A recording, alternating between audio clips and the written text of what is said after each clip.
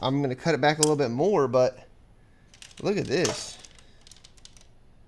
Like, we cut it back a 1/4 inch, and there should have been fresh wire right there. Let's go back a little bit more. There we go. That's going to be crazy if that was our problem. I was just knocking his technique.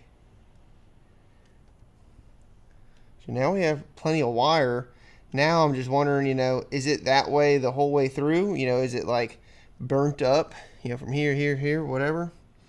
I don't know. Let's put the spark plug boot back on, throw the valve cover back on real quick, see if this thing will fire.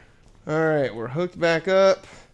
Spark plug's in. All we did was cut the wire back a little bit. Let's see what happens